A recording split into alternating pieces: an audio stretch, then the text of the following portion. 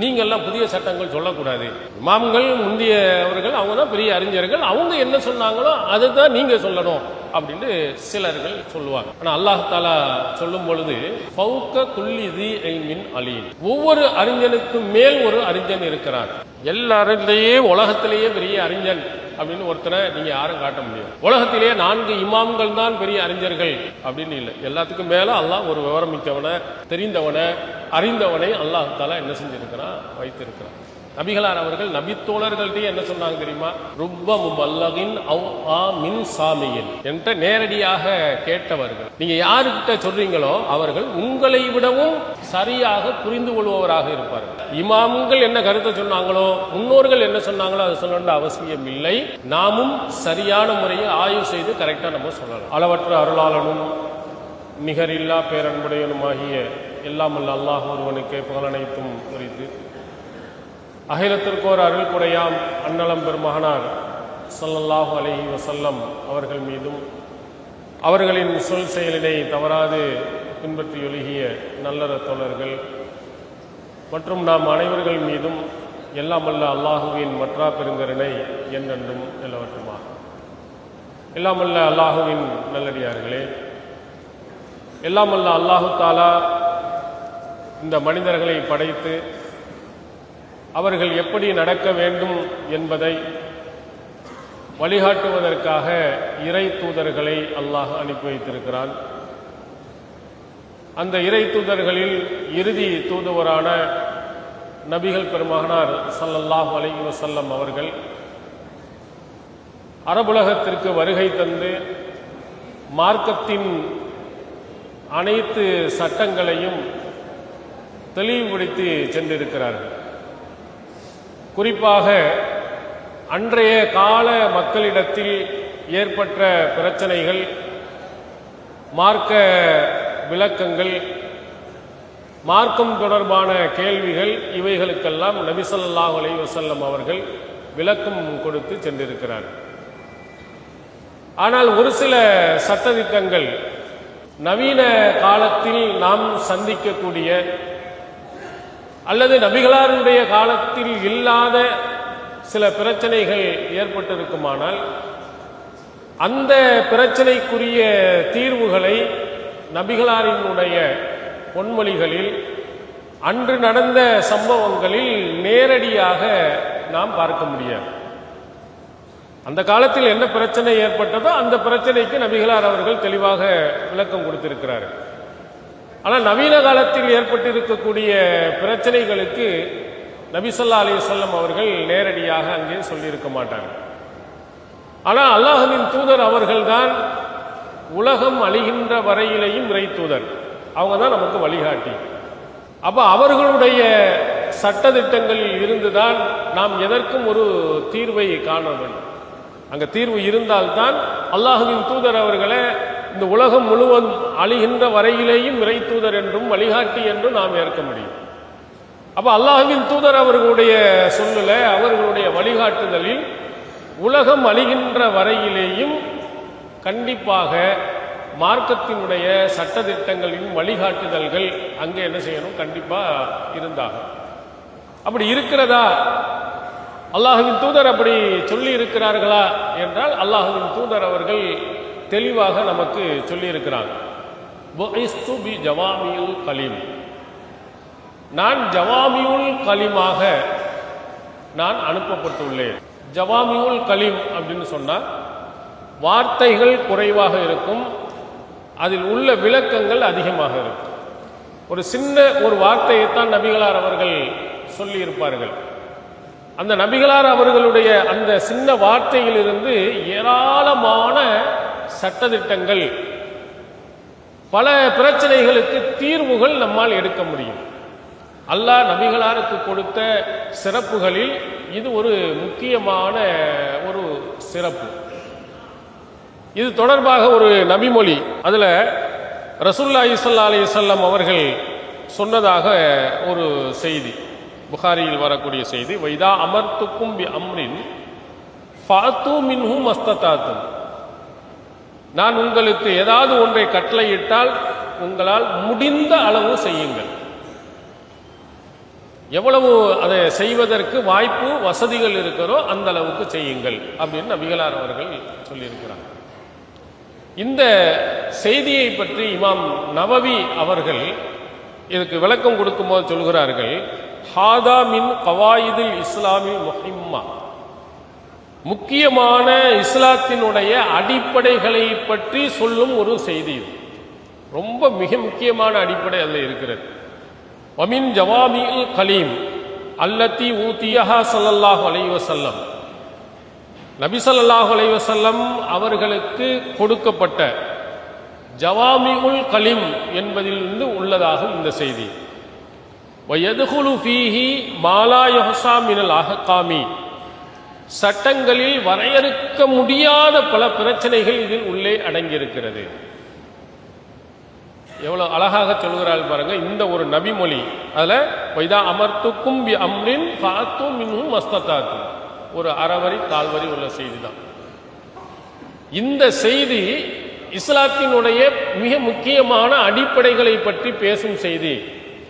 இந்த ஒரு அறவரி செய்திகளிலே கணக்கில் அடங்காத பல சட்டங்கள் இதிலிருந்து எடுக்க முடியும் என்று அவர் குறிப்பிட்டு பல உதாரணங்களையும் அதில் சொல்லியிருக்கார். அதில் அவர் சொல்லுகிறார், இப்போ உளுவினுடைய உறுப்புகள், கழுவ வேண்டிய உறுப்புகள் இருக்கு.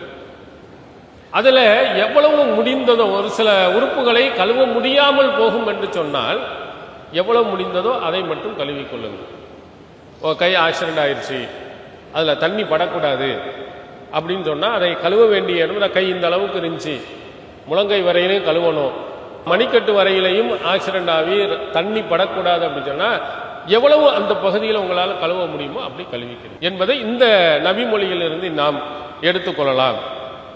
அதே மாதிரி குளிக்கணும், குளிப்பு கடமையாக இருக்கிறது. அதில் குறிப்பிட்ட இடத்தை மட்டும்தான் நம்மளால் கழுவ முடியும், குளிக்க முடியும் என்று சொன்னால் மீதம் உள்ளதை விட்டுட்டு நீங்கள் கொள்ளலாம். ஏன்னா உங்களால் முடிந்தாலும் அவ்வளவுதான் செய்து கொள்ளுங்கள். இப்படி நிறைய சட்டங்கள்.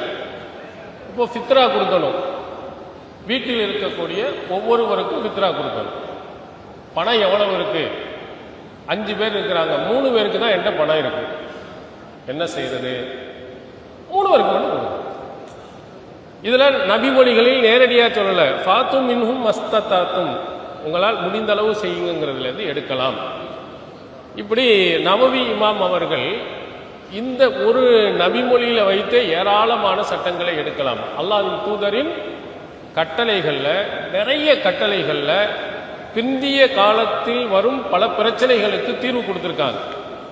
ஏன்னா பிந்திய காலத்தில் வரக்கூடிய, இப்போ உதாரணத்துக்கு கற்பழிப்பு, இதுக்கு நபிமொழிகளில் நேரடியான ஆதாரம் இருக்கானா? இல்லை. கற்பழிப்பு என்பது ஒரு பெண் விரும்பாமல் ஒரு ஆண் அவருடைய கற்பை சூறையாடுறது. நபிகளார் காலத்தில் அப்படி ஒரு நடக்கலை, அதனால அதுக்கு தீர்வு இல்லை, நேரடியான தீர்வு இல்லை. அப்புறம் அதே மாதிரி குடும்ப கட்டுப்பாடு, நபிகளார் காலத்தில் இந்த நவீனமான குடும்ப கட்டுப்பாடுங்கிறது இல்லை. அப்போ அதுக்கு என்ன தீர்வு? இந்த கேள்விகள்.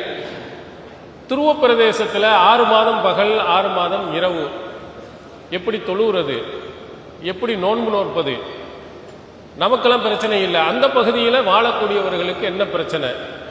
இது நபிகளாருடைய காலத்தில் நபிகளார் சந்திக்காத இந்த மாதிரி கேள்விகள் எல்லாம் தீர்வுகள் இருக்கான்னு சொன்னால் கண்டிப்பாக அல்லாஹ்வின் தூதருடைய அந்த சொல்லுல, அவர்கள் செய்து காட்டியதில் ஆய்வு செய்தோம்னா கண்டிப்பாக கிடைக்கும். இது இப்போ தான் நம்ம சொன்னது ஒரு 4-5 நவீன காலத்தில் உள்ள பிரச்சனைகளை சொன்னோம். இந்த காலத்துக்கு பிறகு இன்னும் எத்தனையோ புதிய புதிய பிரச்சனைகள் எல்லாம் உருவாகும். அப்போ உருவாகும் பொழுது அதனுடைய தீர்வுகள் இந்த காலத்தில் சொன்ன அதே தீர்வு அங்கே பொருந்தாது. அப்போ என்ன செய்வது என்றால் ஆய்வுகள் செய்தாகணும். ஆய்வுகள் செய்தால் மட்டும்தான் அதற்கு ஒரு தீர்வை நாம் காண முடியும். எங்கே ஆய்வு செய்கிறது? திருமறை குர்ஆன் வசனங்கள், நபிமொழிகள், இவைகளை நீங்கள் ஆய்வு செய்தீர்களேயானால் அதற்கு தீர்வு கிடைத்துக் கொண்டே இருக்கும். இது அல்லாஹு தஆலா திருமறை குர்ஆனுடைய வசனத்தில் பல இடங்களில் நமக்கு சொல்லி இருக்கிறான் பாருங்க. வைதா தனாஸஅத்தும் ஃபீ ஷைஇன் ஃபருத்துஹு இலல்லாஹி வர்ரசூல், ஏதாவது ஒரு விஷயத்தில் உங்களுக்கு கருத்து வேறுபாடு ஏற்பட்டால் அல்லாஹ்விடத்திலேயும் அவன் தூதரிடத்திலேயும் கொண்டு செல்லுங்கள். இதுல ஒரு அடிப்படை இதை அல்லாஹ் தஆலா சொல்கிறான், உங்களிடத்தில் கருத்து வேறுபாடு ஏற்பட்டால்.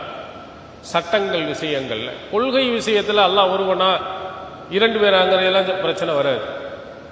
பெரும்பான்மையான எந்த பிரச்சனைகள் ஏற்படுகின்றன சட்ட விஷயங்களில் தான் பிரச்சனைகள் அதிகமாக ஏற்படும். அதுல ஏதாவது கருத்து வேறுபாடு ஏற்பட்டால் அப்படின்னு சொன்னா வேறுபாடும். அப்ப அல்லாஹ்விடத்திலேயும் அவன் தூதரிடத்திலேயும் கொண்டு செல்லுங்கள். திருக்குறான்ல இன்னொரு இடத்துல அல்லாஹ் தஆலா சொல்கிறான், வமக்தலஃப்தும் ஃபீஹி மின் ஷைஇன் ஃபஹுக்முஹு இலல்லாஹ். நீங்கள் உங்கள் எதிலையாவது ஒன்றுல கருத்து வேறுபாடு கொண்டால் அதனுடைய தீர்வு அல்லாஹ்விடத்தில் இருக்கு. அந்த சட்டம் அல்லாஹ்விடத்தில் இருக்கு. அப்ப இதுல என்ன அல்லாஹ் சொல்லுகிறான்னா, நீங்கள் சொல்லுகின்ற சட்டங்களில் நிறைய கருத்து வேறுபாடுகள் வருவதற்கு வாய்ப்பு இருக்கு. புதிய விஷயங்கள்ல நேரடியா சொன்னதுல எதுலையும் கருத்து வேறுபாடு வர வாய்ப்பு இல்லை. ஒரு செய்தியிலிருந்து ஆய்வு செய்து சொல்லுகின்ற பொழுது அதுல கண்டிப்பா கருத்து வேறுபாடு கொள்ள வேண்டிய வாய்ப்பு இருக்கும். அப்படி இருந்துச்சுன்னு சொன்னா அல்லாஹ்விடத்தில் கொண்டு செல்லுங்க. குர்ஆன் வசனத்துல உரசி பாருங்க, நபி மொழிகளில் உரசி பாருங்கள், கண்டிப்பாக அதுக்கு ஒரு தீர்வு கிடைக்கும் என்பதை சொல்றான். இந்த விஷயத்திலேயே அல்லாஹ் என்ன சொல்கிறான்னா, பல இடங்களில் அந்த ஆய்வுகள் மீண்டும் திரும்பவும் ஆய்வு செய்ய வேண்டிய உங்களுக்கு ஏற்படலாம், கருத்து வேறுபாடுகள் ஏற்படலாம். அந்த கருத்து வேறுபாடுகள் ஏற்படும் பொழுது குர்ஆனையும் ஹதீஸையும் முறைசு பார்த்து நீங்கள் என்ன செய்யுங்கள், ஒரு முடிவுக்கு வாருங்கள். இது நபிகளாருடைய காலத்திலும் சரி, நபிகளாருடைய காலத்துக்கு பிறகும் சரி, தாபியங்களுடைய காலமா இருக்கட்டும், நம்முடைய காலங்களமா இருக்கட்டும், எல்லா இதிலையும் ஒரு சில இடங்களில் கண்டிப்பாக கருத்து வேறுபாடு ஏற்படும் என்பதை அல்லாஹ் தஆலா இங்கே சொல்லுகிறார். அடுத்து இன்னொன்றைய நபிமொழியில புகாரியில் இடம்பெறும் ஒரு செய்தி, ஃபைதா ஹகமல் ஹாக்கிம் ஃபஜித்தஹத சும்ம அசாப ஃபலஹு அஜ்ரான். ஃபைதா ஹகம ஃபஜித்தஹத சும்ம அஹ்தஅ ஃபலஹு அஜ்ருன். ஒரு நீதிபதி தீர்ப்பு வழங்கக்கூடியவர் ஒரு விஷயத்தில் ஆய்வு செய்து அது கரெக்டான ஒரு தீர்ப்பை கொடுத்தார், அவருக்கு 2 நன்மை. ஒரு ஆய்வு செய்யக்கூடியவர், ஒரு தீர்ப்பு வழங்கக்கூடியவர் ஆய்வு செய்து அவரை தவறு இழைத்து விட்டார் என்றால் அவருக்கு ஒரு கூலி இருக்கு. இது நபிகளார் சொன்னார். இப்ப இதிலிருந்து என்ன விளங்குகிறதுனா, ஆய்வாளர் தவறாகவும் சொல்லலாம், சரியாகவும் சொல்லலாம். சரியாகவும் தவறாகவும் சொல்ல 2க்கும் வாய்ப்பு உள்ளது என்பதில் இருந்தே ஆய்வுகள் மறு செய்ய வாய்ப்பு இருக்கிறது. ஒரு தீர்ப்பு அவர் கரெக்டா நினைப்பாரு, நம்ம அந்த ஆய்வை திரும்ப எடுத்து பார்க்கும் பொழுது அதுல இந்த விஷயத்தை கவனிக்க தவறி இருக்கிறார், இதை பார்க்க தவறி இருக்கிறார், இந்த நபிமொழி தெரியாமல் இருந்திருக்கிறது அப்படின்னு சொல்லி அந்த தீர்ப்பை நம்ம மாற்றும். அதனால ஆய்வு செய்தவர் குற்றவாளி ஆக மாட்டார். அவர் ஆய்வு செய்ததற்குரிய ஒரு கூலியை அல்லாஹ் தஆலா கொடுத்து விடுவார். கரெக்டா தீர்ப்பு வழங்கினாருன்னா அவருக்கு 2 கூலி.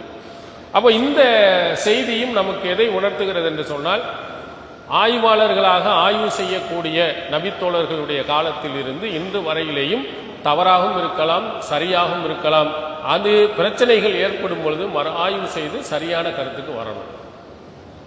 இதுக்கு நிறைய உதாரணங்கள் நாம் உங்களுக்கு சொல்லலாம். நபித்தோழர்களுடைய காலத்தில் நபித்தோழர்கள் இடத்திலேயே நிறைய கருத்து வேறுபாடு வந்திருக்கு. அதுக்கு என்ன காரணம்? சிலர்கள் நபிகளாரினுடைய பொன்மொழியை தவறாக புரிந்திருக்கலாம், அல்லது சில நபிமொழிகள் அவர்களுக்கு தெரியாமல் இருந்திருக்கலாம். இந்த மாதிரி காரணங்களினால் ஒரு நபித்தோழர் இன்னொரு நபித்தோழர் சொன்ன கருத்தை தவறு என்று புரிந்து அவர் எதை சரிந்து சொன்னாரோ அதை தெளிவுபடுத்தியிருக்கிறார். அதுக்கு உதாரணம் பாருங்க. ஃபர்ஸ்ட் புகாரியில் நம்பரும் ஒரு செய்தி, லா யுஸல்லியன்ன அஹதுமுல் அஸர இல்லா ஃபீ பனி குரைலா. ரசூலுல்லாஹி ஸல்லல்லாஹு அலைஹி வஸல்லம் அகல் போர்ல இருந்து திரும்பி வரும்போது மக்கள்கிட்ட சொல்றாங்க, நீங்க பனு குரைலாவை சந்திக்கும் வரை அசர் தொழுகையை தொழக்கூடாது. நபிகளாரின் கட்டளை. இந்த கட்டளையை 2 நபித்தோழர்கள் 2 விதமாக புரிந்து கொள்கிறார்கள். அவங்க புறப்பட்டு போய்கிட்டே இருக்கிறாங்க. போய்கிட்டே இருக்கின்ற பொழுது இடையில் அசர் தொழுகையின் நேரம் வந்துவிட்டது.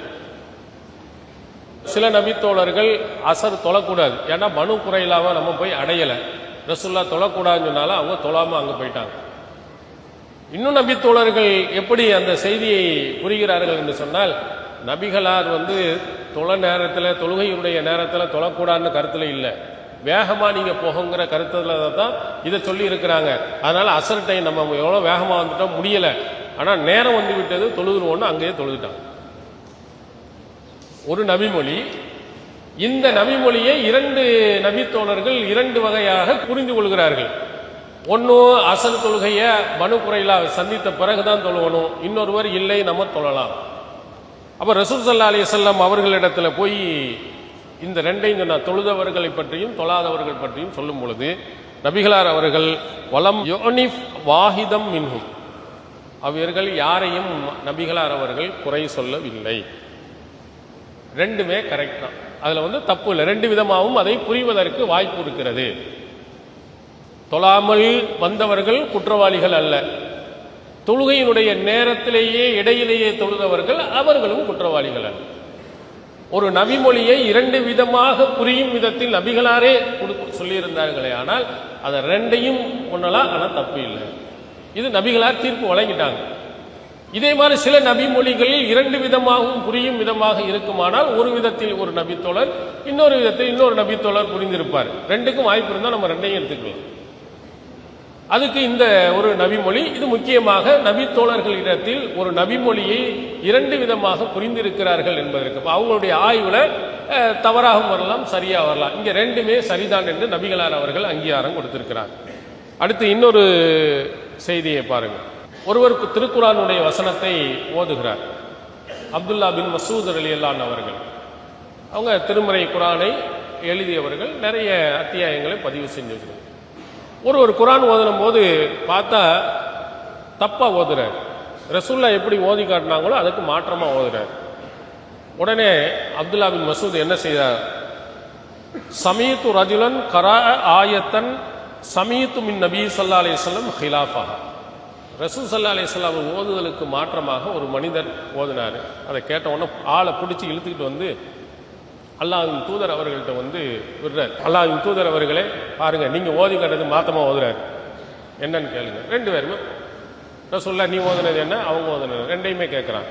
கேட்டுட்டு கிலாக்குமா முஹ்சினுன், நீங்க இருவர்களுமே சரியாகத்தான் ஓதினீர்கள் தான். ஒரு வசனத்தை 2 விதமாகவும் நபிகளார் அவர்கள் ஓதி காட்டி இருக்கிறாங்க. இப்படியும் ஓதலாம், அப்படியும் ஓதலாம். அவர் அப்துல்லா பின் மசூத் ரலியல்லாஹு அன்ஹு அவர்களுக்கு ஓதி காட்டியது இந்த நபருக்கு தெரியாது. இந்த நபருக்கு ரசூல் ஸல்லல்லாஹு அலைஹி வஸல்லம் சொன்னது அப்துல்லா பின் மசூதுக்கு தெரியாது. இப்போ ஒரு நபிமொழி இன்னொருக்கு தெரியாதனால அது தப்பு, இவர் ஓதுனது தவறு அப்படின்ட்டு அவர் சண்டைக்கு போனார் அப்துல்லா பின் மசூத். ரசூல் ஸல்லல்லாஹு அலைஹி வஸல்லம் 2 விதமாகவும் ஓத அனுமதி இருக்குது. இப்போ 2ம் கரெக்ட். அடுத்து அதே மாதிரி இது 2 விதமாக கரெக்டா இருக்கிறது. இது ஒரு ஆள் சரியாகவும் இன்னொரு ஆள் தவறாகவும் செய்கிற மாதிரி சில செய்திகள். அதுல சஹீஹ் முஸ்லிமில் இடம்பெற்றிருக்கக்கூடிய ஒரு செய்தி, மஸ்ரூக் அவர் இருக்கிறாரு, அபு அத்தியாங்கிறவரும் அங்க இருக்கிறாரு. இருக்கும்போது ஆயிஷா நாய் அவங்கள்ட்ட போய் கேட்கிறாங்க, யா உம்முல் முஃமினீன் ரஜுலானி அஸ்ஹாபி முஹம்மதின் ஸல்லல்லாஹு அலைஹி வஸல்லம் அஹதுஹுமா யுஅஜ்ஜுல் இஃப்தார் வ யுஅஜ்ஜுலுஸ் ஸலாத் வல் ஆஹரு யுஅஹிருல் இஃப்தார் வ யுஅஹிருஸ் ஸலாத். 2 நபித்தோழர்கள், 2 பேருமே நபித்தோழர்கள். ஆயிஷா நாயிட்ட கேட்கிறார், 2 நபித்தோழர்கள். ஒரு நபித்தோழர் என்ன செய்கிறார், தொழுகையையும் நோன்பு திறப்பதையும் விரைவுபடுத்துகிறார், ஃபர்ஸ்ட்ல செய்கிறார், லேட் பண்ணாம செஞ்சிடறார். இன்னொரு நபித்தோழர் என்ன செய்கிறார், நோன்பு திறப்பதையும் லேட் பண்றார், தொழுகையையும் தாமதமா தொழுகிறார். இந்த 2ல யார் செய்வது சரி என்பது ஆயிஷா நாய் அவர்கிட்ட கேட்கப்படும் கேள்வி. 2 பேருமே நபித்தோழர் வழங்கிக்கிறங்க. ஒரு தாபி ஒரு நபித்தோழர் அப்படி இல்லை, 2மே அல்லாஹ்வின் தூதரினுடைய தோழர்கள். ஆனால் 2 பேருமே முரணா செய்கிறார். நோன்பு திறக்கிறத வேகமா ஒரு ஆள் செய்கிறார், ஒரு ஆள் லேட்டா செய்கிறார். தொழுகையை சீக்கிர நேரத்தில் ஒரு ஆள் தொழுகிறார், கொஞ்சம் தாமதமா ஒரு ஆள் தொழுகிறார். இப்ப 2 பேருமே இப்படி செய்யறாங்களே, எது சரி என்பதுதான் ஆயிஷா நாயிடத்தில் கேட்கப்படும் கேள்வி. அப்ப ஆயிஷா நாய் அவர்கள் ரொம்ப அழகாக கேட்டார்கள், யார் நோன்பு திறப்பதையும் தொழுகையையும் விரைவாக செய்கிறார் அப்படின்னு கேட்கும்போது அப்துல்லா பின் மசூத் ரலியல்லாஹு அன்ஹு, நபிகளார் அவர்கள் இப்படித்தான் செய்தார். முடிச்சுட்டாங்க. அடுத்தவர்களை குறை பேசுறது இல்லை, ஒரு அழகான ஆயிஷா நாயினுடைய ஒரு அற்புதமான ஒரு அணுகுமுறை. 2 பேர்ல கரெக்டா செஞ்சது யாருன்னு பார்த்துட்டு அல்லாஹ்வின் தூதர் அவர்கள் இப்படித்தான் செஞ்சாங்க. இன்னொரு யாருன்னு முஸ்லீமுடைய அது கீழே இருக்கு, அபு முஸல் அஷ்அரி அப்படின்னு பின்னால் கொடுக்கப்பட்டிருக்கு. இப்போ அப்துல்லா பின் மசூத் ரலியல்லாஹு அன்ஹு அவருடைய ஒரு வழக்கம், அபு மூசல் அஷாரியுடைய ஒரு வழக்கம், ரெண்டு பேருமே நபித்தோழராக இருக்கிறாங்க. ஒருவர் தவறாக செய்கிறார், ஒருவர் கரெக்டாக செய்கிறார்.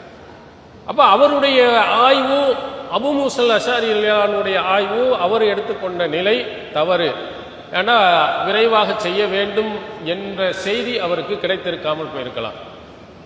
ஏன்னா யார் நோன்பு திறப்பதை விரைவுபடுத்துகிறாரோ அவர் நன்மையில் இருந்து கொண்டே இருக்கிறார். நபிகளால் தெளிவாக சொல்லியிருக்காங்க. சூரியன் மறைஞ்சிட்டா உடனே நோன்பாளி நோன்பு திறக்கணும் அப்படின்னு நிறைய நபிமொழிகள் இருக்கு. இது தெரியாமல் இருந்திருக்கலாம், அதனால் அவர் அப்படி செஞ்சிருக்கலாம்.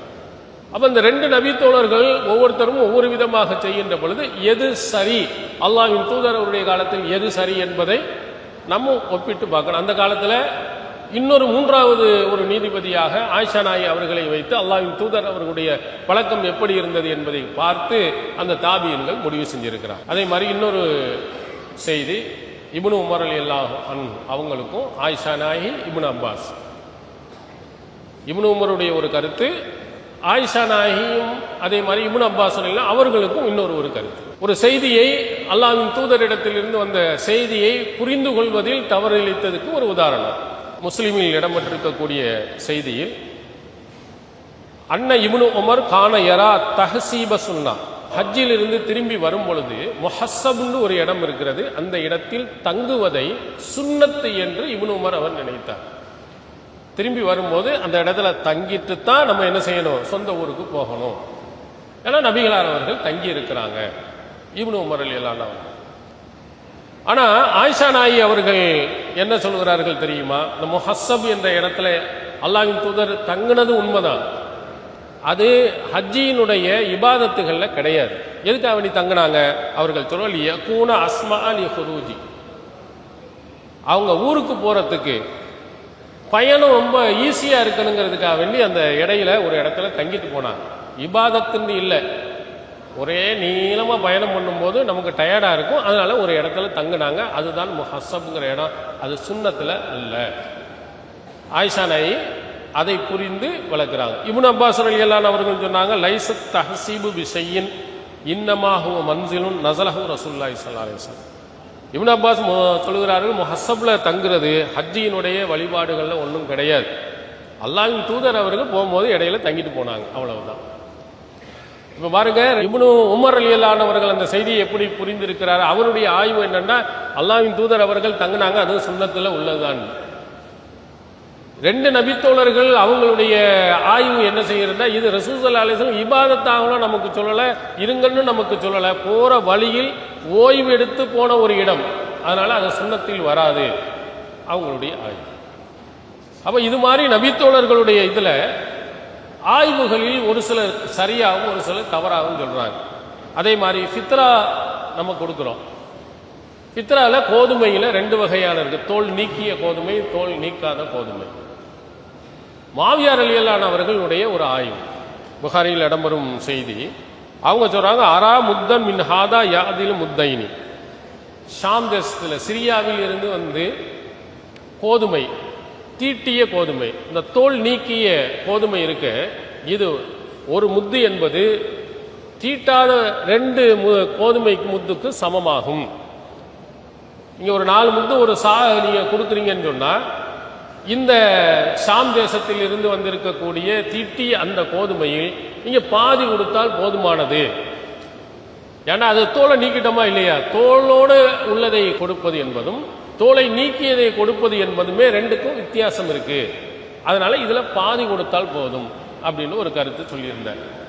இன்னொரு கருத்து என்னன்னு சொன்னா, அன்ன முத்தைனி மின் சம்ரா ஷாம், ஷாம் தேசத்தில் இருந்து உள்ள அந்த தீட்டிய கோதுமை தாதிலு சாஅன் மின் தம்ரின், ஒரு சா தம்ரும் பேரித்தம்பளத்திற்கு சமமாகும், ஒரு சா பேரித்தம்பளத்திற்கு சமமாகும். எது, ஷாம் தேசத்தில் இருந்து 2 முத்தளவு இருக்கக்கூடிய கோதுமை ஒரு சா அளவுக்கு பேரித்தம்பளத்துக்கு ஒரு சா தான் நம்ம ஃபித்ரா கொடுக்கணும், அதுக்கு 2 முத்து, அதுல பாதி அளவு இந்த தீட்டிய கோதுமை கொடுத்தால் போதும் என்று மாவியா ரலியல்லாஹு அன்ஹு அவர்கள் சொன்னார்கள். ஃபஅஹதன் நாஸு பிதாலிக், மக்கள் மாவியாருடைய கருத்தை எடுத்துக்கிட்டாங்க. அப்ப அபூ சயீதுல் குத்ரி ரலியல்லாஹு அன்ஹு அவர்கள், அவரும் அந்த காலத்தில் இருக்கார், மாவியார் ரலியல்லாஹு சொன்ன அந்த காலத்தில் இருக்கும்போது அவர் சொல்லுகிறார், அம்மா அன, மக்கள்லாம் எடுத்துக்கிட்டாங்க, ஆனால் நான் ஃபலா அசாலு உஹ்ருஜுஹு கமா குந்து உஹ்ருஜுஹு அபதன் மா இஷ்து, அல்லாஹ்வினுடைய காலத்தில் எப்படி வழங்கப்பட்டதோ அதே மாதிரி தான் வழங்குவேன்.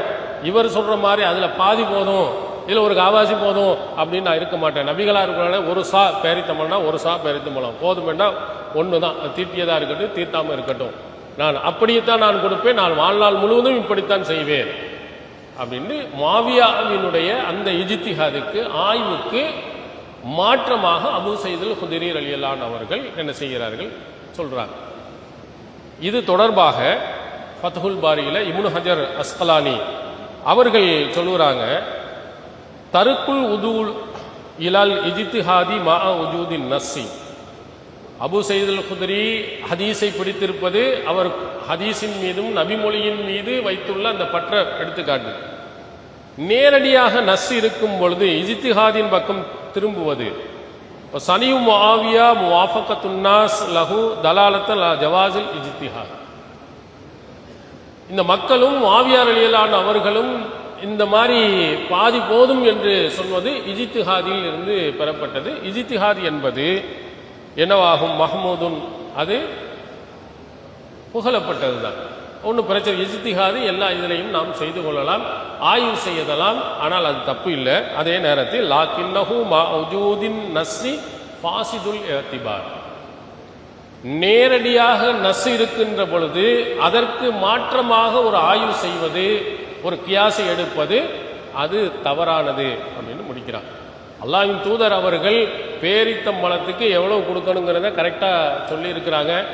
கோதுமைக்கு இவ்வளவு நேரடியாக சொல்லியிருக்கின்ற பொழுது அதில் போய் ஆய்வு செய்வது, மாற்று கருத்து செய்யக்கூடாது அப்படின்ட்டு ஹாஃபில் இப்னு ஹஜர் அஸ்கலானி தன்னுடைய ஆய்வை இந்த ரெண்டு செய்திகளில் இருந்தும் நமக்கு எடுத்து சொல்றார். இதெல்லாம் இது சரியா தவறா என்ற இதுக்குள்ள நம்ம போகவில்லை. நம்ம சொல்வது என்னன்னா, நபித்தோழர்களுடைய காலத்தில் இரண்டு விதமான செய்திகளில் ஒரு ஹதீஸ்களில் இரண்டு விதமாகவும் சிலர்கள் புரிந்திருக்கிறார்கள். ஒருவர் அதை ஏற்கிறார், ஒருவர் மறுக்கிறார். இப்படியும் பல செய்திகள் என்ன செய்து இருக்குது. அடுத்ததாக இஹ்ராம் அணிந்தவர் தலையை தண்ணீரை விட்டு கழுவலாமா? இதில் ரெண்டு கருத்து வருது பாருங்க. சஹீஹ் புகாரியில் இடம்பெறல இப்னு அப்பாஸ் சொல்கிறார்கள், யக்ஸிலுல் முஹ்ரிமு ரஅஸஹு, இஹ்ராம் அணிந்தவர் தலையை கழுவிக் கொள்ளலாம். வகாலல் மிஸ்வர் இப்னு மஹ்ரமா ரலியல்லாஹு அன்ஹு அவர்கள் அவங்க சொல்றாங்க, லா யக்ஸிலுல் முஹ்ரிமு ரஅஸஹு, இஹ்ராம் அணிந்தவர் தலையில தண்ணியை விட்டு கழுவக்கூடாது. ஒரு இப்னு அப்பாஸ் ரலியல்லாஹு கழுவலாம் அப்படிங்கிறாங்க, மிஸ்ஸார் இப்னு மஹ்ரமா ரலியல்லாஹு அன்ஹு அவர்கள் கழுவக்கூடாதுங்கிறாங்க. ரெண்டுமே நபித்தோழர். ஒரு சட்டத்தில் ரெண்டு விதமான முரண்பட்ட ரெண்டு கருத்து வருது. அந்த கருத்தை அப்பமே நீக்கிறார்கள். இப்னு அப்பாஸ் ரலியல்லாஹு அன்ஹு அவர்கள் சொல்லுறாங்க, அபு அய்யுல் அன்சாரி ரலியல்லாஹு அன்ஹு அவர்கள் இன்னொரு இருக்கிறாங்க, அவங்கள்ட்ட போய் இதை கேட்டுவாங்க அப்படிங்கிறாங்க. அவங்கள்ட்ட போய் நேராக கேட்கும் பொழுது அப்போ தான் தலையை கழுவிக்கிட்டு, அல்லாஹ்வின் தூதர் அவர்கள் இஹ்ராம் அணிந்த நிலையில் இப்படி தான் தலையை கழுவினாங்க, தலையை கழுவி கொள்ளலாம், அல்லாஹ்வின் தூதர் அவர்கள் அப்படி கழுவி இருக்கிறார்கள் என்ற சான்றை அவர்கள் சொல்றாங்க. இவங்களுக்கு மிஸ்ஸார் ரலியல்லாஹு அன்ஹு அவர்களுக்கு அந்த செய்தி கிடைக்காத காரணத்தினால என்னவோ அது கூடாது என்று சொல்லியிருக்கிறார். இப்போ ரெண்டு பேருக்கு மத்தியில் கருத்து வேறுபாடு ஒரு சட்டத்தில் ஏற்பட்டிருக்கு. அடுத்ததாக சாதாரணமாக இருக்கும் நிலையில் தொழுகையை ஜம்மு செய்வது. இப்னு அப்பாஸ் ரலியல்லாஹு அன்ஹு அவர்கள் அவங்க அசருக்கு பிறகு ஒரு நாள் மக்களுக்கு பயான் பண்ணிட்டு இருக்கிறாங்க. ஹதப்னா இப்னு அப்பாஸ் யோமன் பாதல் அஸ்ரி, அசர் தொழுகைக்கு பிறகு பயான் பண்றாங்க. பயான் அப்படியே நீண்டுகிட்டே போகுது. கரபத்தி ஷம்ஸ் வ பதஅத்தின் நுஜூம், சூரியனும் மறைந்து விட்டது, நட்சத்திரங்கள் தெரிய ஆரம்பிச்சு, அந்த அளவுக்கு டைம் தாண்டி போய்கிட்டே இருக்கு. மகரிபு தொழுவல. அப்போ உடனே மக்கள் எல்லாம் சொல்றாங்க, அஸ்ஸலா அஸ்ஸலா, தொழுக, நீங்க பாட்டுக்கு பயான இழுத்துக்கிட்டே இருக்கிறீங்க அப்படின்ற உடனே இப்னு அப்பாஸ் ரலியல்லாஹு அன்ஹு அவர்கள் விளக்கம் கொடுக்குறாங்க. ராய்து ரசூலல்லாஹி ஸல்லல்லாஹு அலைஹி வஸல்லம் ஜமா பைனல் லுஹரி வல் அஸரி வல் மக்ரிபி வல் இஷா, லுஹர் அஸர் மக்ரிப் இஷா இதை இணைத்து நபி ஸல்லல்லாஹு அலைஹி வஸல்லம் அவர்கள் தொழுது இருக்கிறார்கள். ரசூல்லா ரெண்டு லுஹரை அசரையும் சொல்லியிருக்காரு. எப்போது ஒரு சந்தர்ப்பத்தில் லுஹரை அசரையும் மகரிப இஷாவையும் நம்ம தொழுதுக்கிறலாம். எப்போதும் தொழலாமா? எப்போதும் தொழுதா 3 வக்தா போயிடும். லுஹரோட அசரை தொழுவோம் 1 வக்து, மகரிபோட இஷாவை தொழுவோம் 2 வக்து, ஃபஜரோட தொழுவோம் 3 வக்தா போயிடும். அப்போ குறிப்பிட்ட நேரம் என்பது இல்லாமல் என்றாவது ஒரு நாள் ஒரு அவசியம் தேவை. இப்போ பயான் பண்ணுறோம், நம்ம கூட இங்கே மகரிபில் நிகழ்ச்சி ஆரம்பிச்சிட்டோம்னா என்ன செய்கிறோம்? பயான் தொடர்ந்துக்கிட்டே தான் இருக்கும். அப்புறம் மகரிபை முடிந்த பிறகும் பயான் நடக்குது. ஆனால் பின்னால் மகரிபையும் இஷாவையும் ஜம்மு பண்ணிக்கணும். அது மாதிரி தான் முக்கியமான ஒரு உரையாக இருந்திருக்கலாம். இப்னு அப்பாஸ் பயான் பண்ணிக்கிட்டே தான் இருக்காரு. மகரிபும் தாண்டி விட்டது, இஷா நெருங்க போகிறது. அப்போ தான் சொன்னாங்க, ரசூல்லா இப்படின்னு செஞ்சுருக்காங்க, கவலைப்படாதீங்க, நம்ம மகரிபையும் இஷாவையும் ஜம்மு பண்ணி தொழுதுக்கலாம் அப்படின்ட்டு அல்லாஹ்வின் தூதருடைய கருத்தையும் சேர்த்து சொன்னாங்க. இருந்தாலும் மனசுக்குள்ள அது எப்படி தொழுகை நேரத்தில் எதுக்கையா பயான் பண்ணிட்டு இருக்கிறீங்க அப்படின்னு நமக்கு ஒரு வருமா இல்லையா? எதுக்கு நம்ம பயான் தொழுவ முடிச்சுட்டு பயான் பண்ண வேண்டியானா அப்படி என்னையா அக்கறை, அவ்வளோ அவசியம் அப்படிங்கிற மாதிரி உள்ளத்துக்குள்ள ஒன்று. அந்த செய்தி அறிவிக்கிற தாபி அப்துல்லா இப்னு ஷகீக் அவர் சொல்றாரு, ஃபஹாக்கஃபி சத்ரி மின் தாலிக ஷைஉன், என் உள்ளத்தில் ஒன்று உறுத்திக்கிட்டே இருந்துச்சு, இது எப்படி பயான் பண்ணிக்கிட்டு தொழுகையை விட்டுட்டு இப்படி போறாரு அப்படின்ற உடனே ஃபஅதைது அபா ஹுரைரா ஃபஸஅல்துஹு ஃபஸத்தக மகாலத்து. இருந்தாலும் எனக்கு மனசு உறுத்திக்கிட்டு இருந்த உடனே இன்னொரு நபித்தோழர்கிட்ட போய் கேட்பான், அபூ ஹுரைரா ரலியல்லாஹு அன்ஹு அவங்கள்ட்ட போய் இப்படி செய்தாங்களே, இது சரிதானா, இப்படி செய்யலாமா அப்படின்னு கேட்டேன். அவங்க இப்னு அப்பாஸ் செஞ்சது சரிதான், கரெக்டான்னு சொன்னாங்க. இதில் பல சட்டங்கள் நமக்கு இருக்கு, பல அறிவுரைகள் இருக்கு. நபித்தோழர்கள் சொல்லிட்டாலே அப்படியே நம்பிட்டு போகலாம் இல்லை. அவருக்கு மன உறுத்தல் வந்துச்சுன்னு சொன்னால் அந்த உறுத்தலை சரி செய்வதற்கு இன்னொரு நபித்தோழருடைய இதில் போய் அல்லாஹ்வின் தூதர் அவர்கள் இப்படி செய்தாங்களாங்கிறத கேட்டு அப்புறம் தான் சரி செஞ்சுக்கிறார். அதனால 2 விதமான கருத்துக்கள் நபித்தோழர்கள் இடத்திலேயே இது மாதிரி 2 விதமான கருத்துக்கள் பல இடங்களில் பல சட்டங்களில் வந்திருக்கு. அதில் ஒவ்வொருவரும் ஒரு ஆய்வை வைத்து என்ன செஞ்சிருக்கிறாங்க, முடிவை எடுத்திருக்காங்க. அந்த முடிவிலும் கூட சிலர்களுக்கு மனசங்கடங்கள் ஏற்பட்டிருக்கு. அதையும் போய் என்ன செஞ்சிருக்காங்க, அடுத்தவங்கள்ட்ட கேட்டு சரி பண்ணியிருக்கிறாங்க. அடுத்து இன்னொரு செய்தி, ஸைத் பின் சாபித் இப்னு அப்பாஸ் ரலியல்லாஹு அன்ஹு, இவங்க 2 பேருக்கும் இடையில எப்படி அப்துல்லா பின் மசூத் அபு முஸல் அஷரி இவங்க 2 பேருக்கும் இடையில பல சட்டங்களில் கருத்து வேறுபாடு வந்திருக்கிற மாதிரி ஸைத் பின் சாபித்துக்கும் இப்னு அப்பாஸ் ரலியல்லாஹு அன்ஹு கருத்து வேறுபாடு. வாரிசுரிமை சட்டத்திலாம் பார்த்தீங்கன்னா ஸைத் பின் சாபித்துக்கும் இப்னு அப்பாஸுக்கும் பல சண்டைகள்லாம் இருந்திருக்கு. இப்போ நம்ம ஒரு செய்தியை பார்க்கிறோம், சஹி முஸ்லிமில் இடம்பெற்றிருக்கு. ஸைத் பின் சாபித் இப்னு அப்பாஸை பார்த்து சொல்றாங்க, துஃப்தி an தஸ்துரல் ஹாயிலு கபுல ஐயக்கூன Ahiri Ahadiya bill Baith. ஹஜ்ஜு முடிஞ்சுட்டா நம்ம கடைசியாக பிரியக்கூடிய நேரத்தில் காபத்துல்லாவை வலம் போகணும். கடைசியாக ஹஜ்ஜி முடிச்சுட்டு காபத்துல்லா வளம் ஊருக்கு கிளம்பலாம். ஆனால் மாதவிடாய் ஏற்பட்ட அந்த பெண்கள் அவங்க நல்ல தூய்மையானதுக்கு பிறகு அவங்க திரும்பவும் காபத்துல்லாவை சுற்றி வர வேண்டிய அவசியம் இல்லை அப்படின்னு இப்னு அப்பாஸே நீ ஃபத்வா கொடுத்துக்கிட்டு இருக்கிறியே அப்படின்னு யார் கேட்குறா? ஸைத் பின் சாபித் ரலியல்லாஹு அன்ஹு கேட்குறாங்க. ஒரு 2 பேருமே நபித்தோழர், 2 பேருமே திருமறை குர்ஆனோட அதிக தொடர்பு இருந்தவர்கள், நபிகளாரிடம் அதிகம் தொடர்பு இருந்தவர்கள். அவங்க இப்னு அப்பாஸினுடைய கருத்து தப்புங்கிறத என்ன செய்யறாங்க, நீங்க செய்யறது தவறு, அவங்களும் காபத்துல்லாவை கடைசியாக வலம் வந்துட்டு தான் ஊருக்கு போகணும். அப்ப சொன்ன உடனேயே இப்னு அப்பாஸ் அவர்கள் சொல்றாங்க, ஃபஸல் ஃபுலானத்தல் அன்சாரியா, இந்த அன்சாரிகளை சார்ந்த பெண்மணி, அவங்கள்ட்ட போய் கேள், ஹல் அமரஹா ரசூலுல்லாஹி ஸல்லல்லாஹு அலைஹி வஸல்லம் பிதாலிக ரசூலுல்லாஹி ஸல்லல்லாஹு அலைஹி வஸல்லம், அல்லாஹ்வின் தூதர் அவர்கள் இப்படித்தான் கட்டளையிட்டார்களா, போய் கேட்டுவாங்க. இவங்க மாதவிடாய் ஏற்பட்ட பெண்மணி கரெக்டாக தெரிஞ்சு வச்சிருந்துருக்கிறாங்க, ரசூலுல்லாஹ்ட்ட ஃபத்வா கேட்டதை தெரிஞ்சு வச்சிருக்காங்க. அதனால இப்னு அப்பாஸ் சொல்றாங்க, போய் கேளுங்க, அவங்க என்ன செய்வாங்க பதில் சொல்லுங்க. போய் கேட்டுட்டு ஸைத் பின் சாபித் சிரிச்சுக்கிட்டே சொன்னாங்க, மா அராக்க இல்லா கது சதக், நீ கரெக்டாக செஞ்சிருந்தா நான். அவங்க கரெக்டாக ஆமாம் ரசூல் ஸல்லல்லாஹு அலைஹி வஸல்லம் இப்படி தான் சொன்னாங்க அப்படின்னு சொன்னோன்னா ஸைத் பின் சாபித் ரலியல்லாஹு ஏற்றுக்கிட்டாங்க. இப்போ ஒரே செய்தி ஒருவர் கூடும் என்கிறார், இன்னொருவர் கூடாதுங்கிறார், ஒரு ஆள் செய்ய வேண்டும் என்கிறார், இன்னொரு செய்யக்கூடாது என்று நபித்தோழர்களுக்கு இடையிலே நிறைய கருத்து வேறுபாடு. அந்த கருத்து வேறுபாடுக்கு சில நபிமொழிகள் சில நபித்தோழர்களிடத்தில் கிடைக்காத காரணத்தினால் நம்ம முந்தைய காலத்தில் இருந்த அறிஞர்கள் ஆய்வு செய்து சட்டம் சொல்லும் போது சில நபிமொழிகள் கிடைக்காதனால சொல்லியிருப்பாங்க. அப்ப நமக்கு அந்த நபிமொழிகள் கிடைக்குமானால் என்ன செய்யணும்னா அந்த சட்டத்தை மாற்றி நம்ம புதிய சட்டத்தின் பக்கம் போகணும். இப்ப இந்த மாதிரி ஆய்வுகள் ஒவ்வொரு காலகட்டத்திலையும் என்ன செய்யறது அதிகமாக வந்துட்டு இருக்கு. இதுல ஒரு முக்கியமான ஒரு கேள்வி, ஆய்வு சரிதான் மாத்தினாங்க, நீ என்னத்தை போய் ஆய்வு செய்ய போற?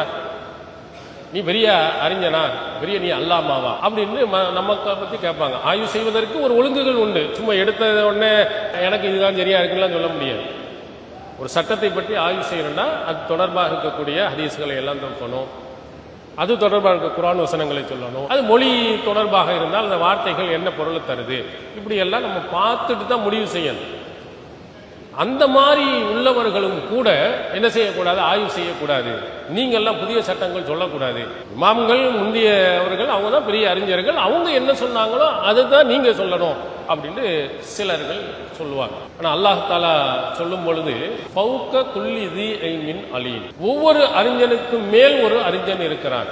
எல்லாரிலேயே உலகத்திலேயே பெரிய அறிஞன் அப்படின்னு ஒருத்தரை நீங்க யாரும் காட்ட முடியும். உலகத்திலேயே 4 இமாம்கள் தான் பெரிய அறிஞர்கள் அப்படின்னு இல்லை. எல்லாத்துக்கும் மேல அல்லாஹ் ஒரு விவரமிக்கவனை, தெரிந்தவனை, அறிந்தவனை அல்லாஹ் தஆலா என்ன செஞ்சிருக்கிறான், வைத்திருக்கிறான்.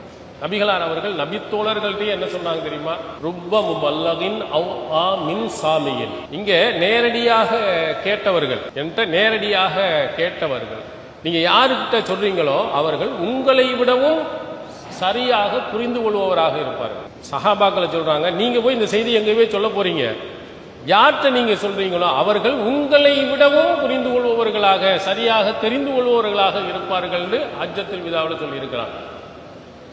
நபித்தோழர்களை விடவும் நபித்தோழர்களுடைய காலத்துக்கு பின்னால் வருபவர்கள் புரியும் விதத்தில் இருக்கும் அந்த சந்தர்ப்பம், கால சூழ்நிலைகள் அவங்கள அல்லாஹ் தஆலா அப்படி புரிய வைப்பான். இது நபிகளார் நமக்கு நேரடியாக சொல்லி இருக்கிறாங்க. அதனால இமாம்கள் என்ன கருத்தை சொன்னாங்களோ, முன்னோர்கள் என்ன சொன்னாங்களோ அதை சொல்லணும்னு அவசியம் இல்லை. நாமும் சரியான முறையில் ஆய்வு செய்து கரெக்டா நம்ம சொல்லலாம். அதற்கு திருக்குர்ஆன் பல அடிப்படைகளை நமக்கு சொல்லுகிறது. வயதில் மூத்தவர்களை விடவும் வயதில் குறைவானவர்கள் விவரமிக்கவர்களாக இருந்திருக்கிறாங்க. புரிந்து கொள்ளும் விதத்தில் பெரியவர்களை விட சிறியவர்கள் விவரமிக்கவர்களாக இருந்திருக்கிறாங்க. உலக விஷயத்தில் அப்படித்தான் நம்ம வச்சிருக்கோம். நீங்க பள்ளிக்கூடத்தில் படிச்சிருக்கும் போது 5ஆம் வகுப்பு நீங்கள் படிக்கின்ற பொழுது உங்களை விட உங்கள் ஆசிரியர் விவரமிக்கவர். உங்க ஆசிரியர் தான் எல்லாம் தெரிஞ்சவங்க, உங்க டீச்சர் தான் தெரிஞ்சவங்க. இப்ப நீங்க பெரிய வயதாகி நிறைய படிப்பு படிச்சிருக்கீங்க. நீங்க படித்ததற்கு பிறகு அந்த 5ஆம் வகுப்பிலே உங்களுக்கு படித்து கொடுத்தாரே அவர்தான் சிறந்த படிப்பாளி நீங்க சொல்லுவீங்களா? நீங்க எம்ஏ படிச்சிருப்பீங்க, பிஏ படிச்சிருப்பீங்க, இன்ஜினியர் படிச்சிருப்பீங்க, அவர் 4வது 5வது படிக்கிற அளவுக்கு தான் சொல்லி கொடுத்திருப்பாரு. நீங்க படிக்கிற நேரத்தில் வேண்டுமானால் அவர் உங்களுக்கு உயர்ந்தவராரு, அதுக்கு பிறகு நீங்க உயர்ந்தவர்கள். கால சூழ்நிலையை நீங்கள் எடுத்து பார்த்தீர்களே, ஆனால் ஒருவர் இன்னொருவரை விட படிப்பில் கூடுதல் தந்தையாக இருப்பவர் தான் எல்லாத்திலையும் படிப்பிலே உயர்ந்தவர் என்று சொல்ல முடியாது. மகன் கூட விவரமானவர். இதுக்கு திருக்குர்ஆனுடைய வசனங்கள் பல சான்றுகள் நமக்கு இருக்கு. பாருங்க, 21வது அத்தியாயத்தில் 78, 79 தாவூத் அலைஹிஸ்ஸலாம், சுலைமான் அலைஹிஸ்ஸலாம் 2 பேரை பற்றி அல்லாஹ் சொல்றாங்க. தாவூத வ சுலைமான இது யஹ்குமானி ஃபில் ஹர்ஸ் இது நஃபஷத் ஃபீஹி கனமுல் கௌம். ஒரு கூட்டத்தாருடைய ஆடுகள் ஒரு விளைநிலத்தில் இரவுல போய் மேஞ்சிருக்கு. அது பற்றி சுலைமான் அலைஹிஸ்ஸலாம் அவர்களிடத்திலையும் அவருடைய தந்தை தாவூத் அலைஹிஸ்ஸலாம் அவர்களிடத்திலும் வந்தபோது அவங்க 2 பேரும் தீர்ப்பு வழங்கினாங்க. அடுத்து அல்லாஹ் சொல்றனா ஃபஹம்னாஹா சுலைமான், அந்த 2 பேர்ல சுலைமானுக்கு அதனுடைய சரியான கருத்தை புரிய வைத்தோம். தாவூத் நபி தந்தை, மகன் சுலைமான். அல்லாஹ் சொல்லுகிறான் சுலைமானுக்கு அந்த இருவர்கள்ல எது சரியான கருத்து, இதுல எந்த தீர்ப்பை நம்ம கொடுக்கணுங்கன்னு புரிய வைத்தோம். அடுத்து அல்லாஹ் சொல்லுகிறான் பாருங்க, குல்லன் ஆத்தைனா ஹுக்குமம் இல்மா, அவ்விருவர்களில் ஒவ்வொருவருக்கும் ஞானத்தையும் கல்வியையும் கொடுத்தோம். சுலைமான் நபிக்கும் கல்வியை கொடுத்தோம், தாவூத் நபிக்கும் கல்வியை கொடுத்தோம், சுலைமான் நபிக்கும் ஹுக்குமத்தை கொடுத்தோம், தாவூத் நபிக்கும் கொடுத்தோம். ஆனா அந்த கல்வியிலேயே நல்லா புரிந்து கொள்ளும் இந்த சட்டத்தில் சுலைமான் நபி மிகைத்திருக்கிறார். இதனுடைய பின்னணி என்ன? தஃப்சீர் இப்னு கஸீர்ல இப்னு ஜரீருடைய ஒரு விளக்கம் அப்துல்லா பின் மசூத் ரலியல்லாஹு அவர்கள் வழியாக சொல்ல முடியும். நேரடியாக ரசூலுல்லாஹ் இதுக்கு இந்த தான் கருத்துன்னு சொல்லலை. குர்ஆனுடைய நேரடி கருத்து என்னன்னா, தாவூது நபியை விட சுலைமான் நபி கரெக்டாக தீர்ப்பு வழங்கினாரு குர்ஆன் வசனம் சொல்லு. ஒரு பிரச்சனையில் ஒருவருடைய ஆடு போய் இன்னொருடைய நிலத்துல மேய்ந்து விடுகிறது. அப்போ ரெண்டு பேரும் ரெண்டு தீர்ப்பு கொடுக்குறாங்க. அந்த தீர்ப்பில் சுலைமான் நபியுடைய தீர்ப்பு தான் கரெக்டுங்கிறது இந்த வசனம் நமக்கு சொல்லும் அடிப்படையான கருத்து. அது எப்படி நடந்தது என்பது தான் அப்துல்லா பின் மசூத் ரலியல்லாஹு அவர்கள் விளக்குறாங்க. இது நபி மொழி அல்ல, நபி தோழரினுடைய கருத்து. ஏற்கனவேலாம் அல்லது அந்த இதோட விட்டுருக்கலாம். ஒரு திராட்சை தோட்டத்தில் ஒருவருடைய ஆடு போய் மேய்ஞ்சிருது. மேய்ஞ்சதற்கு பிறகு புகார் வந்து தாவூது நபிகிட்ட போய் கொடுக்குறாங்க. தாவூது நபி என்ன சொல்கிறாங்கன்னா, அந்த நிலத்தை பூரா நாசமாக்கிட்டனால இந்த ஆடு பூரா யாருக்கு, அந்த நிலத்துக்குரியவர் ஆடை பூரா அங்கே கொடுத்துரு, ஆடு தானே இந்த மாதிரி செஞ்சிச்சு அப்படின்ட்டான். அப்புறம் சுலைமான் நபி இந்த தீர்ப்பை பார்த்துட்டு சொன்னாங்க, கைருஹாதா யா நபிங்களா, அல்லாஹ்வின் நபியே தன்னுடைய தந்தையை பார்த்து இது அல்லாத வேறு தீர்ப்பு கொடுக்கலாமே அப்படின்னு அப்பாவை பார்த்து கேட்குறான். அப்போ என்ன தீர்ப்பு கொடுக்கலாம் சொல்லு அப்படின்னு சொன்னவுடன் அப்போ என்ன சொல்கிறார்கள், இந்த ஆடை அந்த நிலத்தினுடைய உரிமையாளர்கிட்ட கொடுத்துறாரு. அவர் அதை பராமரித்து பாலியல் எல்லாத்தையும். இந்த ஆட்டுக்காரர் என்ன செய்யணும், அந்த நிலத்தில் அந்த பயிர் அது எவ்வளவு உயரமாக முன்னாடி இந்த ஆடு மேயறதுக்கு முன்னாடி இருந்தால் அது வரையிலையும் வளர்த்து கொடுக்கணும்.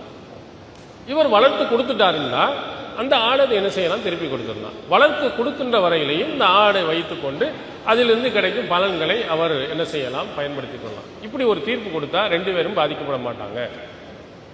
இப்போ இந்த தாவூது நபியின் படி கொடுத்தோம் சொன்னால் ஆட்டுக்காரர் ஒட்டுமொத்த ஆட்டையும் இழக்க வேண்டிய வரும் அப்படின்னு ஒரு தீர்ப்பு கொடுத்தாங்க. இதைத்தான் இந்த குர்ஆன் வசனம் சொல்லுகிறது என்று குறிப்பிட்டிருக்கிறார். இப்போ இதில் அல்லாஹ் சொல்வதை போன்று சுலைமான் நபிக்கு இதனுடைய விளக்கத்தை தெளிவுபடுத்தணும்னு சொல்கிறான். அப்போ சுலைமான் நபி யாரு, வயதில் மூத்தவரா இளையவரா, மகன். அப்போ நம்முடைய பிள்ளைகளும் கூட நம்ம விட விவரமானவங்களா இருப்பாங்க. சில விஷயங்கள் நல்ல அழகான கருத்தை சொல்லலாம். அதனால ஆய்வு செய்வதில் பெரிய அறிஞர்கள், முன்னோர்கள், மூதாதை இவங்க தான் அவங்க சொன்னதை தான் எடுக்கணுங்கிறது பொருள் அல்ல. நாமும் கூட என்ன செய்யலாம், சரியான முறையில் அதற்குரிய வழிகாட்டுதல் முறையில் நாமும் ஆய்வு செய்து பிரச்சனைகளுக்கு தீர்வை நாம் எடுக்கலாம். அதனால ஆய்வு ஒரு காலத்திலையும் நிற்காது, போய்கொண்டே இருக்கும். ஒருவருடைய ஆய்வு தவறாக கூட இருக்கலாம், ஒரு காலத்தில் சரியாக இருக்கலாம், பின்னாடி கூட என்ன செய்யலாம், மாறலாம். அப்படிங்கிறதுக்கு இது ஒன்று. அதே மாதிரி சஹீஹுல் புகாரியில் இடம்பெறக்கூடிய இன்னொரு ஒரு செய்தி, இதுவும் தாவூது நபி சுலைமான் நபி விஷயமாகத்தான் வருது. இது நபி மொழி, இது ரசூலுல்லாஹ் சொன்ன ஒரு செய்தி. இரண்டு பெண்கள், ரெண்டு பெண்களுடைய பிள்ளை வெளியில் இருக்கும்போது ஒரு பிள்ளையினுடைய குழந்தையை வந்து ஓனாய் எடுத்து சாப்பிட்ருது. இப்போ இது யாருடைய பிள்ளை அப்படிங்கிறதுல பிரச்சனையில் தாவூது நபிகிட்ட போய் தீர்ப்பு கேட்குறாங்க. தாவூது நபிகிட்ட கேட்கும்போது தாவூது நபி சொல்கிறாங்க, இந்த ரெண்டு பெண்களில் வயதில் மூத்த யாரோ அவங்களுக்கு தான் அப்படின்னு தீர்ப்பு கொடுத்துட்டாங்க. அப்போ அந்த இளைய பெண்மணி சுலைமான் நபி வீட்டில் இந்த பிரச்சனையை கொண்டு போய் சொல்கிறாங்க. ரெண்டு பேருமே வந்த உடனே சுலைமான் நபி என்ன செய்கிறார்கள், ஒரு கத்தி எடுத்துட்டு வாங்க, இந்த பிள்ளைய ரெண்டா அறுத்து ஆளுக்கு பாதியை நான் கொடுத்துறேன், எடுறா கத்தி அப்படின்னு. உடனே சிறியவள் இளையவள் வந்து உடனே வேகமாக வந்து அல்லாஹ் தூதரே என் பிள்ளை இல்லை, அந்த பெரிய ஒரு பிள்ளை தான், அங்கேயே இருக்கட்டும் அப்படின்னு சொன்னவுடன் சுலைமான் நபி இது இளைய பெண்ணுக்கு உரியதான். அந்த பெரிய வந்து கல் மாதிரி இருந்துக்கிட்டா, ஏன்னா அவ பிள்ளை இல்லையில. சொந்த பிள்ளையாக இருந்தால் உண்மையிலே எப்படி பாசம் இருக்கும், ஏன்னா சாகாமல் அவள்கிட்டையாவது வாழ்ந்துட்டு போகட்டும், என் பிள்ளையாச்சே அவளை எப்படி அறுக்கணும்னு மனம் என்ன செய்யும், துடிக்கும். அந்த துடிப்பை கவனத்தில் வைத்துக்கொண்டு சுலைமான் நபி தாவூது நபியினுடைய தீர்ப்புக்கு மாற்றமாக சொல்லியிருக்கிறாங்கன்னு நபிகளார் அவர்கள் நமக்கு சொல்லியிருக்கிறாங்க. இதே மாதிரி நிறைய செய்திகள். ஆயிஷா நாயி அவர்கள் ரசூலுல்லாஹ் இறக்கும்போது வயது எத்தனை, இறக்கும்போது 18 வயசு தான். கடைசியாக ஒரு செய்தி, ஏன்னா சின்னவங்கிறதுக்காக வேண்டி நான் சொல்கிறோம், சிறு வயதுன்னு ஆயிஷா நாயி. திருமதியில் இடம்பெறும் செய்தியில் அபு முஸல் அஷரி ரலியல்லாஹு அவர்கள் சொல்கிறாங்க, மாஸ்கல அலைனா அஸ்ஹாபு ரசூலுல்லாஹி ஸல்லல்லாஹு அலைஹி வஸல்லம் ஹதீஸுன் கத்து, நபித்தோழர்களான எங்களுக்கு ஒரு நபி மொழியில் ஏதாவது சிக்கல் ஏற்பட்டால் ஃபஸஅல்னா ஆயிஷா, நாங்கள் உடனே போய் ஆயிஷா நாயிட்ட போய் கேட்போம். வஜத்னா இந்தஹா மின்ஹு இல்மா, அவர்களிடத்தில் இருந்து ஒரு கல்வியை நாங்கள் பெற்றுக்கொள்வோம். வயசு கம்மி, ஆண் நபி தோழர்கள். இந்த ஆண் நபி தோழர்கள் போய் ஆயிஷா நாயிட்ட போய் இந்த ஹதீஸில் ஒரு சிக்கல் இருக்கு, நபி மொழியில் இந்த கருத்தை இடிக்குதே அப்படின்னு நான் கேட்டால் அழகான ஒரு விளக்கத்தை அவங்க தருவாங்க. வயசு சின்னவங்க தான், அழகான விளக்கத்தை கொடுக்க தான் இருக்குது. அதே மாதிரி வாரிசுரிமை சட்டம், கணக்கு வழக்கு, இது அதை பற்றி சொல்லும்போது மஸ்ரூக் அவர்கள் சொல்லுகிறார்கள், லகத் ராயித்துல் அகாது மின் அஸ்ஹாபி முஹம்மதின் ஸல்லல்லாஹு அலைஹி வஸல்லம் யஸ்அலூனஹா அனில் ஃபராய். நபித்தோழர்களில் மூத்தவர்கள், சின்னால் இல்லை, மூத்த நபித்தோழர்கள் ஆயிஷா நாயிடம் வாரிசுரிமை சட்டத்தை பற்றி விளக்கம் கேட்டதை நான் பார்த்திருக்கிறேன். பெரிய நபித்தோழர்கள், வயசு சின்னதெல்லாம் இல்லை, பெரிய நபித்தோழர்கள் அவங்களுக்கு புரியாத தெரியாத பல சிக்கலான விஷயங்களை ஆயிஷா நாயிட்ட கேட்டு விளக்கம் பெற்றிருக்காங்க. அதனால் வயது கூட குறையுங்கிற அடிப்படை அல்ல, முன்னோர்கள் மூதாதையர்கள் என்பதல்ல, அதற்குரிய தகுதி ஒரு ஆளுக்கு இருக்குமானால் அவர்கள் ஆய்வு செய்யலாம். அது நிறைய செய்திகள் உங்களுக்கு கொடுத்துருக்கோம். நம்மளும் நிறைய விஷயங்கள் நாம் சொன்னதையே திரும்ப ஒரு சில உங்களை போன்ற சகோதரர்கள் அவங்க எழுதி கேட்ட அந்த கேள்வியில் நியாயம் இருக்குது, அவன் ஆலிமா அல்லாமாவெல்லாம் பார்க்கல, அவங்க சொன்னதில் பாமா இதில் முக்கியமான ஒரு பாயிண்ட் சொல்லியிருக்காங்க, நம்ம ஆய்வு செய்ய வேண்டும் என்று ஆய்வு செய்து பல விஷயங்களை மாற்றியிருக்கிறோம். அதனால் சட்டங்கள் என்பது நேரடியாக சொல்லப்படாத ஆய்வு செய்யக்கூடிய சட்டங்கள் ஒவ்வொரு காலகட்டத்திலேயும் ஆய்வு செய்வதோ மறு ஆய்வு செய்வதற்கோ உட்படுத்துவதற்கோ சூழ்நிலைகள் ஏற்படலாம். அது யார் வேண்டுமானாலும் அது தகுதியுள்ளவர்கள் செய்யலாம். அதை சரியான முறையில் நாம் ஆய்வு செய்து அதன்படி நடக்கக்கூடிய நன்மக்களாக எல்லாம் அல்லாஹ் தஆலா மனைவி ஆக்கியல்வானாக. வாஹிதாவுனாக அல்லாஹு அக்பர் அல்லாஹு அக்பர்.